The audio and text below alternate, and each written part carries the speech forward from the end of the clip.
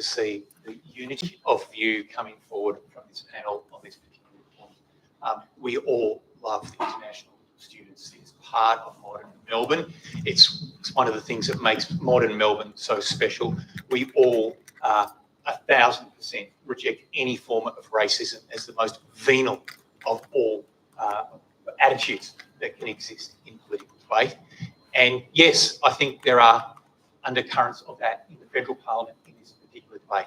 I've always thought Sydney Talkback Radio is not a good basis for making national policy, but that's exactly what's happened with this area. You know, like frenzied, misguided commentary on Talkback Radio in Sydney that international students are taking people's houses has led to both sides of politics in Canberra putting forward policies which are just completely misguided.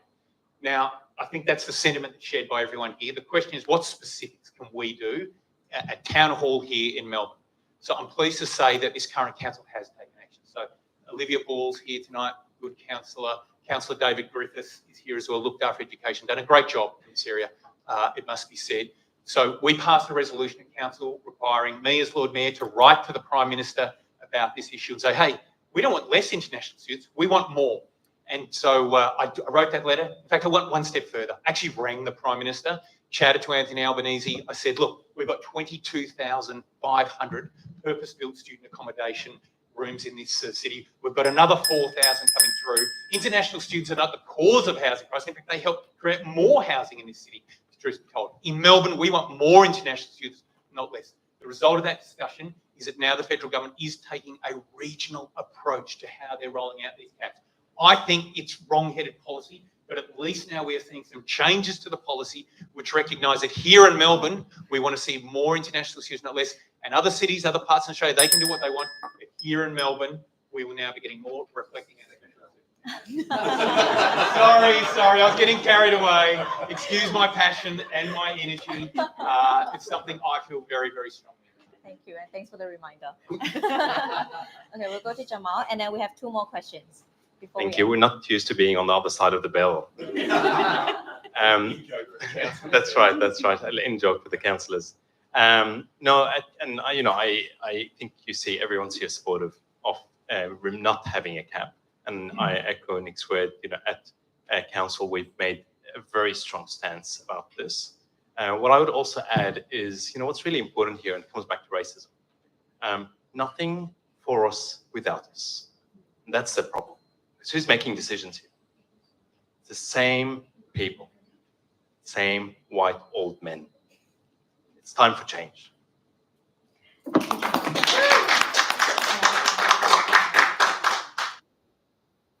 We've talked about students living currently in Melbourne, but thousands of international graduates make this city their home during their studies. But a lot of them often return their home countries due to whatever reason, where they become an ambassador for the city of Melbourne. So when they share their experiences, mine including, I was very influenced by a couple of friends who had actually gone back and they were like, you have to go to Melbourne. This is like the best city in the world. So they had a prominent role in making this city my home.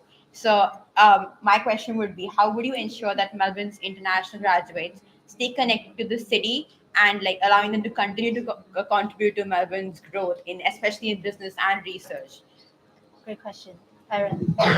Can I just firstly say that as a middle-aged white male, I am strongly supportive of Melbourne as a multicultural city, and I love it very much as a result of that.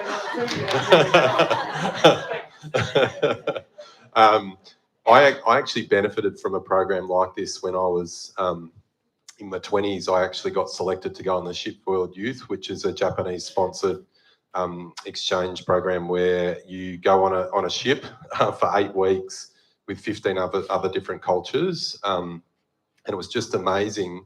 But what the Japanese government did so well is what they were doing is creating ambassadors out of all of those people that were on that ship, understanding Japanese culture.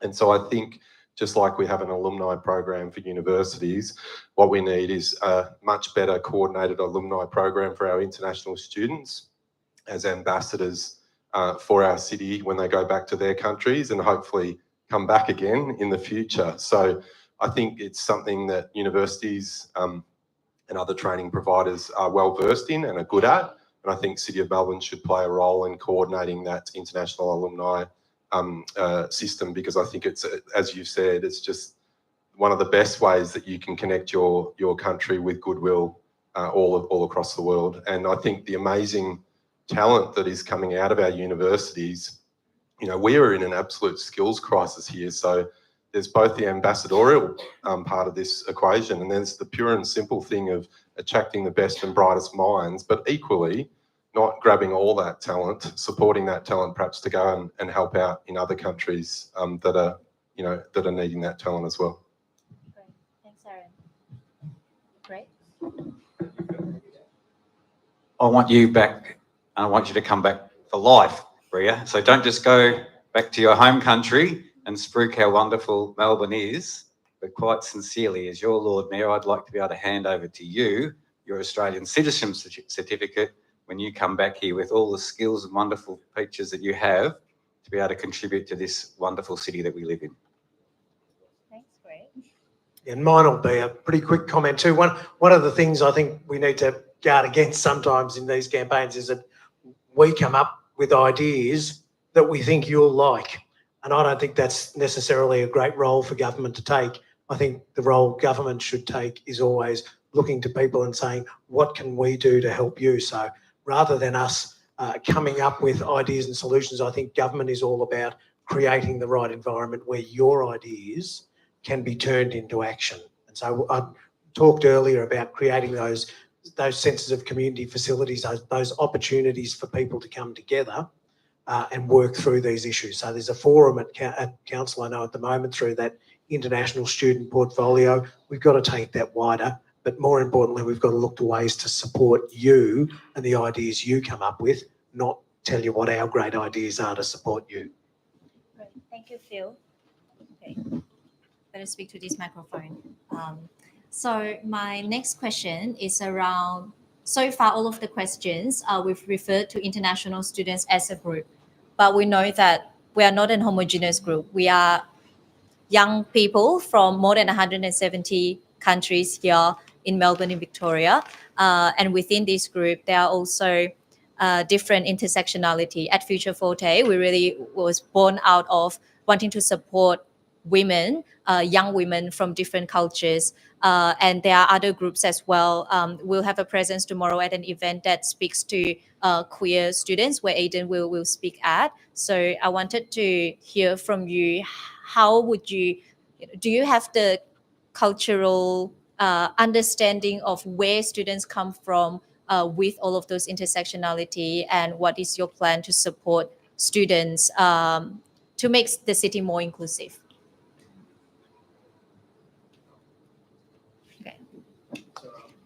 Conscious I've finished up the last question too. I'm simply going to say my experience, and again coming from a very multicultural part of Melbourne and Victoria originally, and growing up there, is you have so much more to teach us than we have to teach you.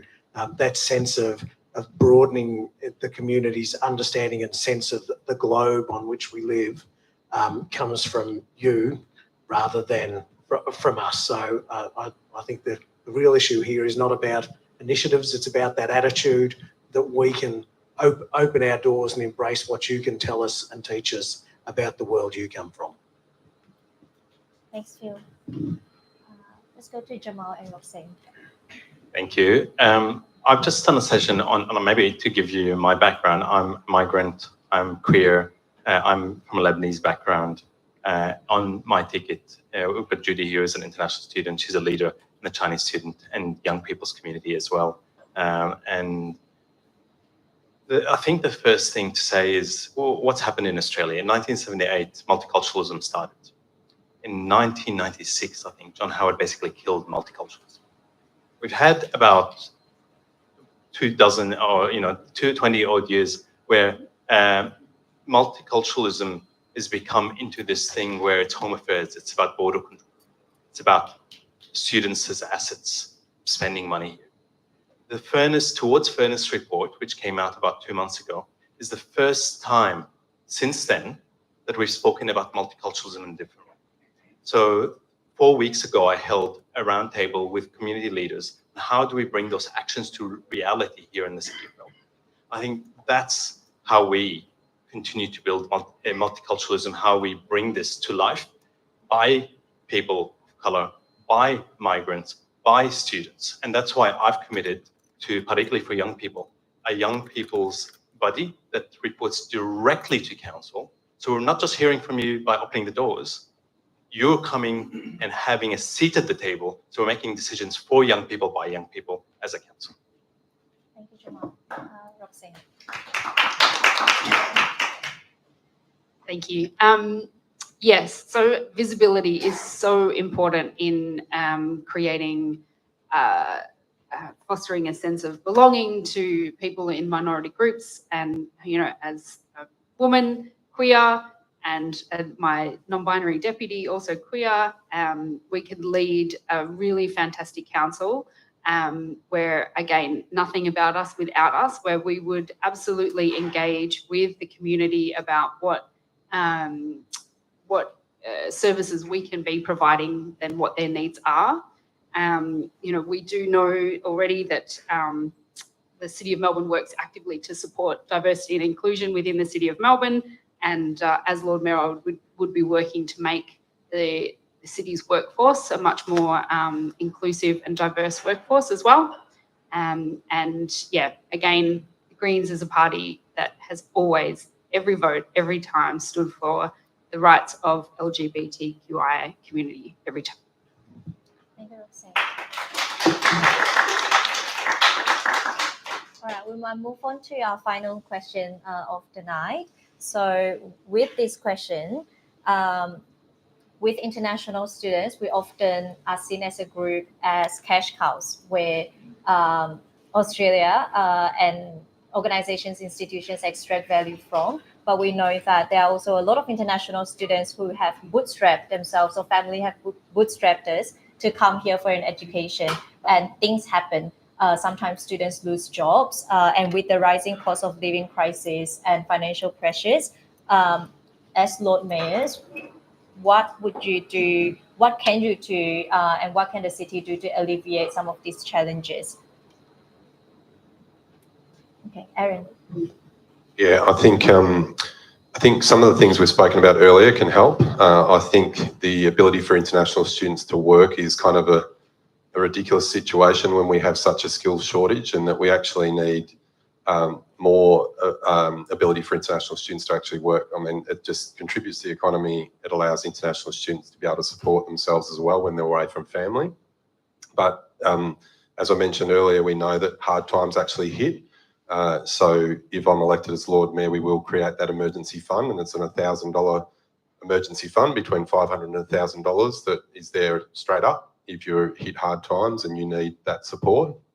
And then that is actually a short-term loan that can be paid back when you're back on your feet again.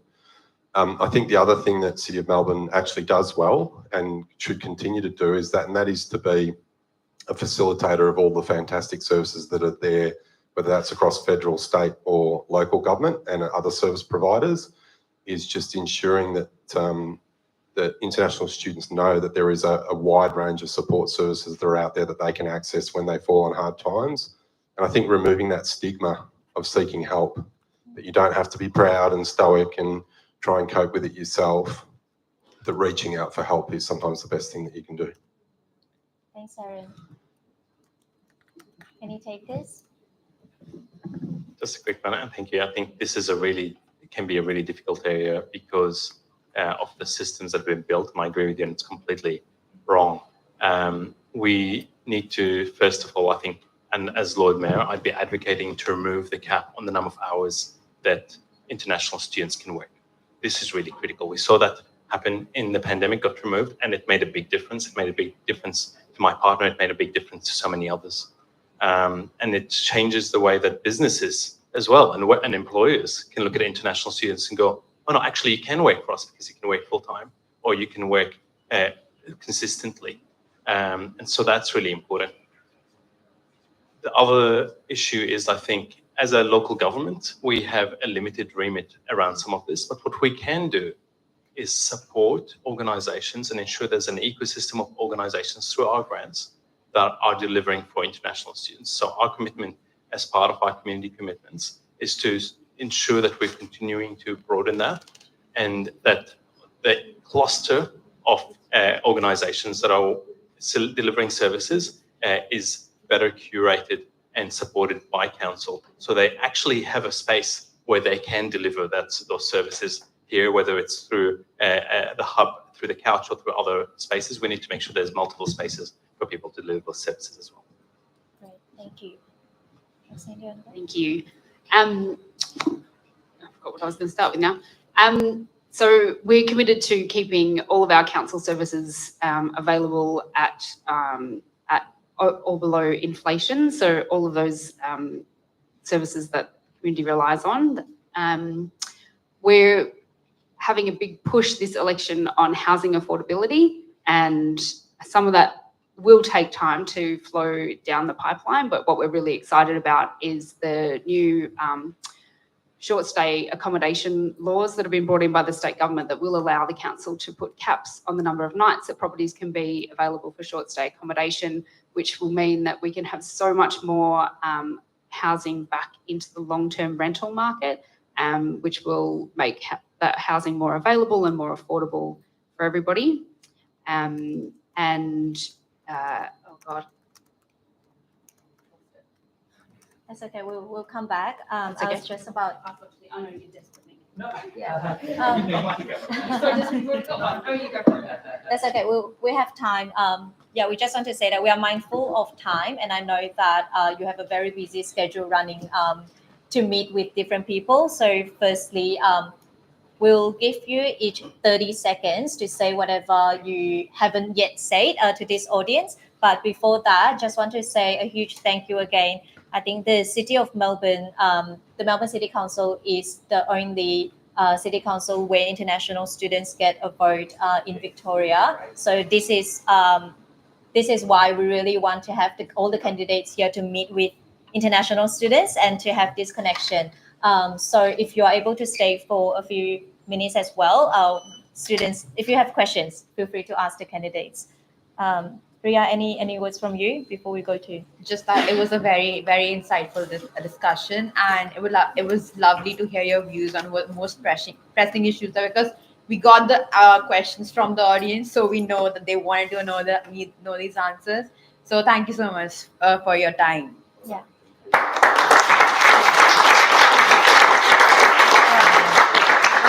We'll give each of you 30 seconds. Who wants to start first? Okay, great. And I'm going to stand up for this bit because I'm so short. Some of you at the back mightn't have seen me yet. Look, earlier this week, the Lord Mayoral candidates gathered in the Docklands for the Docklands Residents Association debate. And one of the points they really wanted to emphasise to us was we're really sick of hearing people talk down the Docklands. And I'd say that's the thing we got to ward against tonight with international students. Let's make sure we're guarding against talking ourselves down and talking against international students down. As I said before, you're bringing great values. An extraordinary sense of adventure must grip people who decide to uproot themselves from one side of the globe to another and come here. So let's talk ourselves up. You're great students with curious minds, and we should be proud of it, and we should talk it up, not talk it down. Bella, if it's okay, can I go last?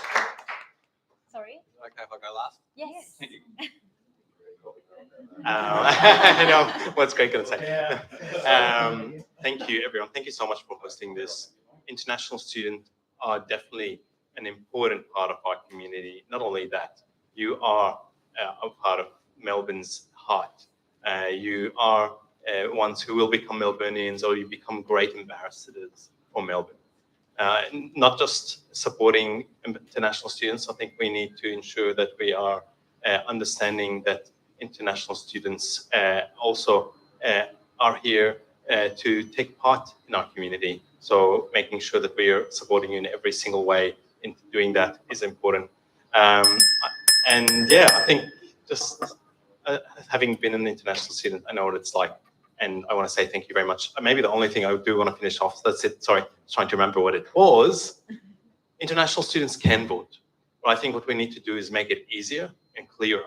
And I've like going through this process. Next time around, I'm going to make sure that regardless where I am, that it is so clear, so more international students can vote. And I hope you all.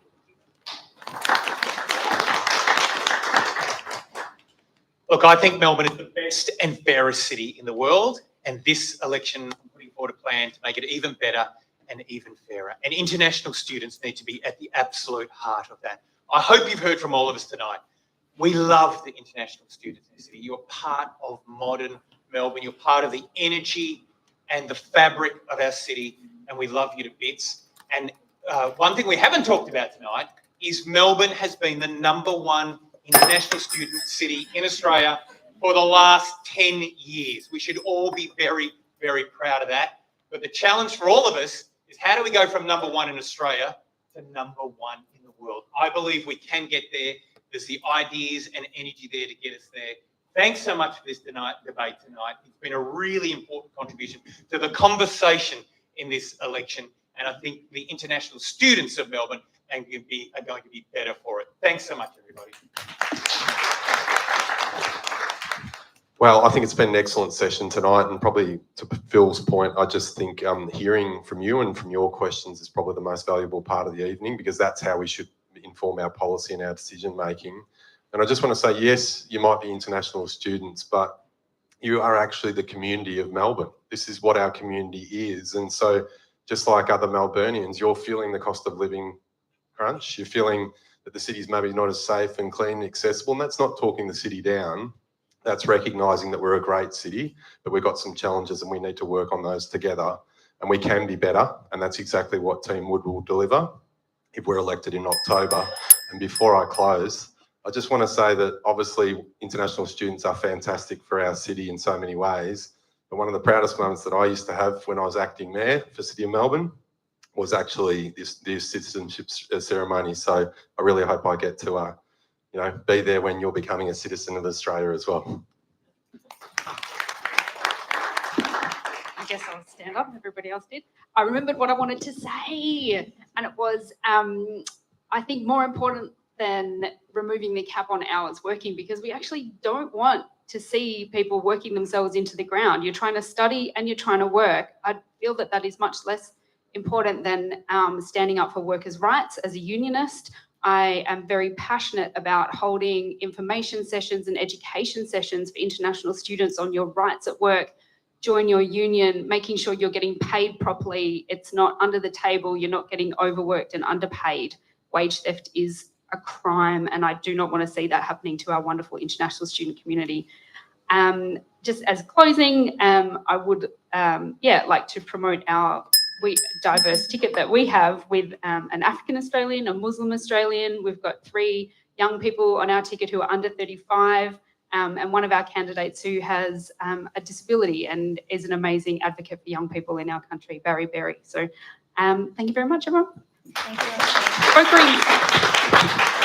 You're just not quite sure what's coming, are you, Aaron? You are not cashless. You are the lifeblood of our community and very, very important to us. Future Fort is a wonderful organisation, and I congratulate Belle and Ria and the team for the work that they have done. My team's here tonight as well, so Mary Masters and Meg Stevenson and James Robertson up the back there. I'd love if you had an opportunity to have a chat with them after this. And on behalf of all of the candidates here tonight, the Lord Mayoral candidates, we'd like to say a very big thank you to Belle and Ria and the team at Future Fort. And there's a little gift coming your way from all of us. And thank you very much for having us.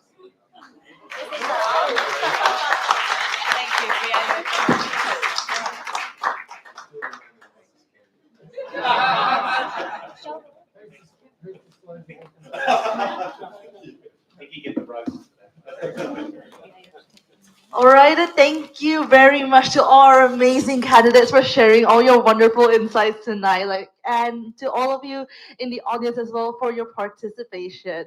As we come to the end of this debate, this wonderful, amazing debate on your different perspectives on international students' rights and policies today, I just want to add a personal note of my own, and that is the fact that Melbourne has felt like a home to me like all of you have said, like it has given me the absolutely wonderful opportunity to grow, to make new friends, to become the former national chairperson of a organization that represents 20,000 Malaysian students across Australia. And at the same time, as a final semester international student, I may be still struggling with things such as the employment visas. Like I'm sure all of you know very well, that can be very difficult.